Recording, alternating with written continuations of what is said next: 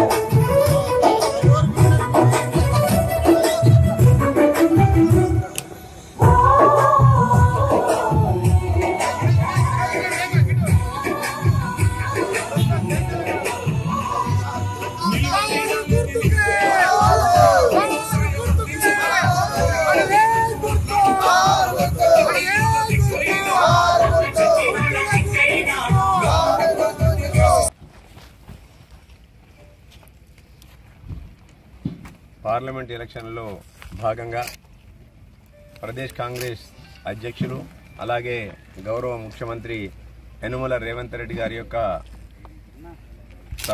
బహిరంగ సభ సిరిసిల్ల పట్టణంలో మే 3వ తారీఖున చేయడానికి నిర్ణయించడం జరిగింది. దీనికి భారీ ఎత్తున జనాలను కూడా రావాల్సిందిగా విజ్ఞప్తి చేస్తూ కాంగ్రెస్ పార్టీ శ్రేణులను, శ్రేయోభిలాషులను అందరినీ కూడా ఇట్టి సమావేశాన్ని పెద్ద ఎత్తున విజయవంతం చేసి అందులో పాల్గొనాలని చెప్పి విజ్ఞప్తి చేస్తూ ఇక్కడ ఈ ప్లేస్లో స్థలాన్ని పరిశీలించి తగిన ఏర్పాట్ల గురించి ఈరోజు మేమందరం కూడా కూర్చొని సమీక్షించుకొని ఎంతమందిని ఈ సమావేశానికి మేము సమాయత్తం చేయాలి, ఎంతమందిని ఏ విధంగా ఈ సభను విజయవంతం చేయడానికి మా కాంగ్రెస్ పార్టీ శ్రేణుల్లో ఉత్సాహాన్ని నింపాలి, ఏ విధంగా సమీకరణ జరపాలనే దానిపైన మేమందరం కూడా ఆలోచించుకొని గౌరవ ముఖ్యమంత్రి గారి సమావేశాన్ని విజయవంతం చేస్తూ ఈ ప్రాంతం నుంచి అంటే కరీంనగర్ పార్లమెంటరీ కాన్స్టిట్యున్సీ నుంచి పోటీ చేస్తున్న వెలిచాల రాజేందర్ రావుకు మద్దతుగా జన సమీకరణ చేస్తూ ఇవాళ గౌరవ ముఖ్యమంత్రి గారు ఇక్కడ పాల్గొనబోతున్నారు.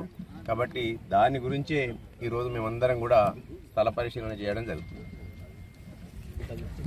మోస్ట్లీ మధ్యాహ్నం ఉంటుంది.